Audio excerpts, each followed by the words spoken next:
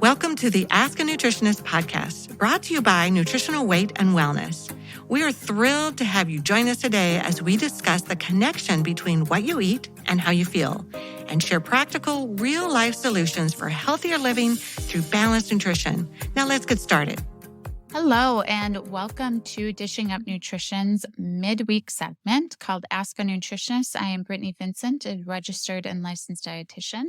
On today's show, brought to you by Nutritional Weight and Wellness, I will be answering a nutrition question we have received from one of our Dishing Up Nutrition listeners. Today's question is, what role does cortisol play in our bodies and how does it relate to weight? I think this is a really good question because we have been in the media hearing a lot more about cortisol and its functions in the body, but it's a little confusing. It takes us back to science class. So let me first explain what cortisol is. It is a hormone produced and released by our adrenal glands. And our adrenal glands are triangle-shaped glands that sit atop of our kidneys. Our adrenal glands are part of our endocrine system. We produce and need to produce cortisol on a daily basis, but we do have an optimal biorhythm. It should be highest in the morning. It increases with light. That's part of what gets us up and going for the day. And then it should slowly reduce and be at its lowest point at night. It does have an inverse relationship with melatonin, which is our sleep-wake cycle hormone. And some roles cortisol plays, it regulates your body's stress response. So cortisol will increase during stress. Cortisol helps to regulate blood sugar, blood pressure, metabolism, reduces inflammation. But when your cortisol is too high or too low, it definitely has negative impacts systemically in your body. So moving on to the relationship with weight, overproduction of cortisol can definitely cause weight gain, especially in the midsection, that belly fat that we hear about, and around that belly button area. And simplified, what happens when your cortisol goes up from stress, your blood sugar also goes up, then your pancreas has to output more insulin. Insulin is our primary fat storage hormone. So insulin is also going to cause fat storage at this point around the midsection. This type of weight gain is often visceral fat, which has been found to be much more harmful for our health. And then high cortisol can also cause your muscles to break down. So you start to lose that lean body mass, which can change your body composition. I think there's also an aspect of emotional eating. When you're stressed, your cortisol is going to go up. But when you're stressed, you're also probably more likely to overconsume carbohydrates or sugar during that time, which of course can also contribute to weight gain. I get the question a lot, should I get my cortisol tested? You can get it tested, but I really, for most people, do not think that it's necessary at all. And I talked about stress increases cortisol, but I want to dig into more about what kind of behaviors specifically influence cortisol. So the obvious stressors: work, relationships, divorce, money, losing a loved one. But there are other things that impact stress that are often just not thought about. Sleep, lack of sleep, or poor sleep throughout the night. Blood sugar dysregulation, meaning that you're having a lot of peaks and valleys with your blood sugar throughout the day. Having too much caffeine, and then the food that you're choosing to eat. All of those are stressors to the body. So what you eat has a huge impact on cortisol. Specifically, sugar and processed carbohydrates are going to increase our cortisol.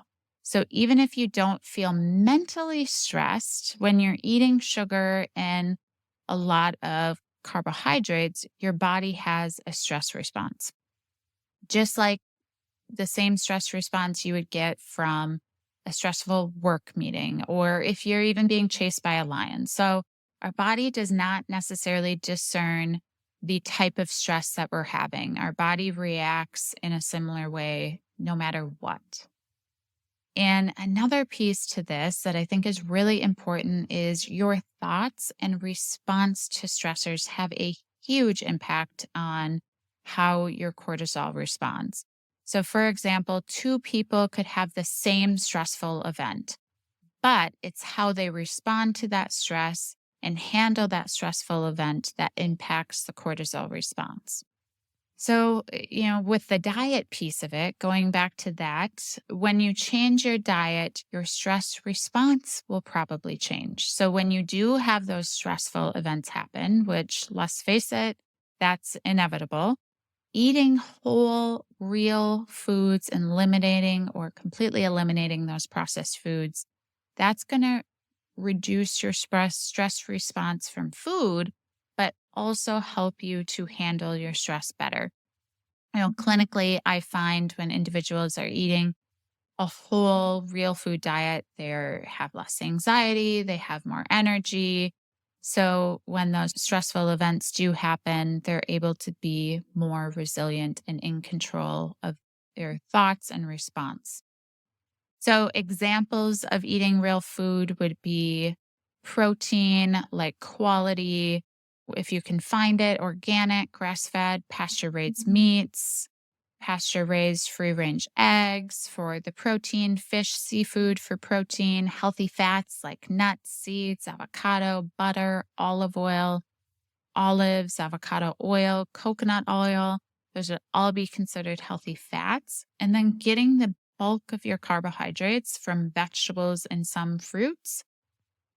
By doing all of that and trying to combine the protein, carb, and fat together, you're going to maintain a more stable blood sugar. And then again, you're going to feel better throughout the day. You're going to be more resilient as a person. And that's going to help with your cortisol response in a tremendous way. I often get asked about exercise and cortisol. Sometimes exercise can exacerbate cortisol imbalance. That's already happening. The impact of exercise and cortisol, I think, really depends on the individual. So we can't make any blanket statements here. But if someone isn't sleeping well, they're eating a lot of processed food, they've got a lot of work stress, maybe high intensity workouts are not the best for them. They'd probably be better suited to just be going for walks, doing things that are going to help reduce the stress. I used to work with a lot more athletes, and I saw this scenario more often where what these individuals were doing for exercise just exacerbated that stress response. And when they modified things, they just felt better overall. So, a question that you might ask is cortisol something that I should be concerned about? Generally speaking, I do not think people need to go and get their cortisol checked. But yes, I do think that cortisol is something to be aware of. And I really encourage my clients to focus on the stressors that they do have control over, like the food that they're putting in their mouth, getting adequate sleep, doing activities that help to reduce your stress, that exercise, meditating, being in nature. Whatever activities bring you joy, that's going to help to reduce your stress response. Getting acute increases in cortisol is totally normal and okay.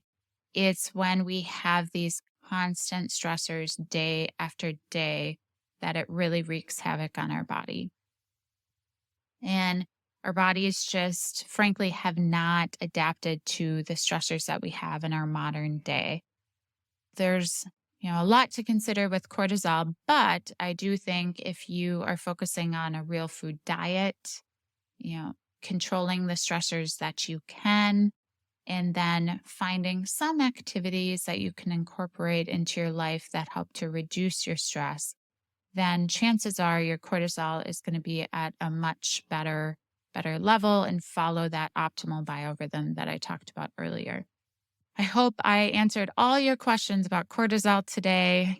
Thank you so much for listening to Dishing Up Nutrition. Ask a Nutritionist. If you do have a nutrition question you would like us to answer, we invite you to join our Dishing Up Nutrition Facebook community by searching Dishing Up Nutrition on Facebook.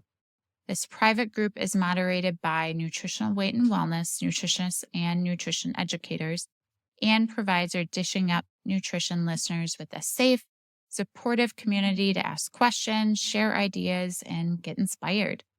Once you're a member of our community, we invite you to join the conversation, share your questions with us. So please don't be shy. If you do have a question, just let us know, and we look forward to hearing from you. Thanks for listening.